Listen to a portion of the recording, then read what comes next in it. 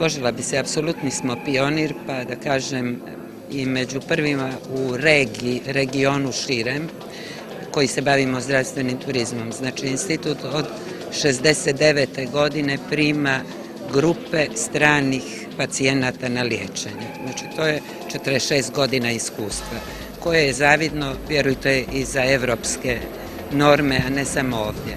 Velike su šanse zapravo da se Crna Gora razvija u tom smjeru i ne samo da su šanse, nego mislim da je jedna apsolutna neophodnost Crne Gore da nađe put u zdravstvenom turizmu, s obzirom da je jedna prelijepa zemlja, dostupna, kulturno bogata, prirodno neprocjenjivo vrijedna.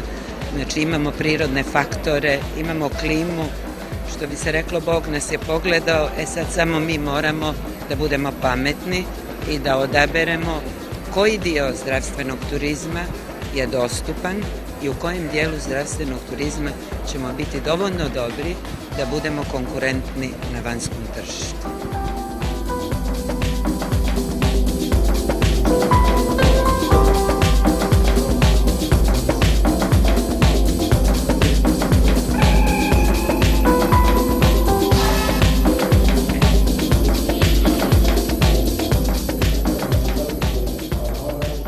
Današnji okrugli sto će upravo biti posvećen tome. Imaćemo kompetentne predstavnike Ministarstva turizma, nacionalne turističke organizacije, predstavnike zdravlja, lokalnih turističkih organizacija, agencija, koji će biti u prilici da razmijene svoje iskustva, svoje mišljenja o svemu tome što je potrebno uraditi. U svakom slučaju, veoma je poznato da zdravstveni turizam bilježi rast od nekih 15-20% godišnje. Svjetska zdravstvena organizacija kaže da u 2030. godini će to biti najveći stimulans razvoju turizma i pokretač uopšte razvoja turizma. U Crnoj Gori mi potencijale za to imamo. Sinergetsko dejstvo može biti od zdravstvenog turizma i upravo turizma. Tako da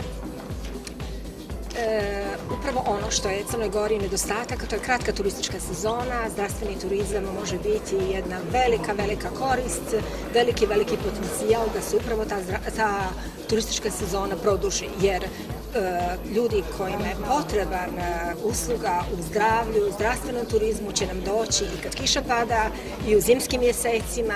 Dakle, ako ništa drugo, to je jedan jako veliki potencijal koje druge zemlje, pa zemlje regiona, recimo Hrvatska, Slovenija, pa i sa banjskim liječenjem Srbija koristi puno. Kod nas taj potencijal postoji, bilo kada je u pitanju stručni ljudi koji rade u toj oblasti, kada je u pitanju oprema koju posjedujemo. Također, Crna Gora je poznata na mapi svjetskih destinacija kao jedna lijepa zemlja i nešto što posebno raduje. U posljednje vrijeme nas prepoznaju i po tome da su naši turistički radnici sve više svoje cijene prilagodili, odnosno definisali u tom nivou koliko je i kvalitet usluga koji mi nudimo.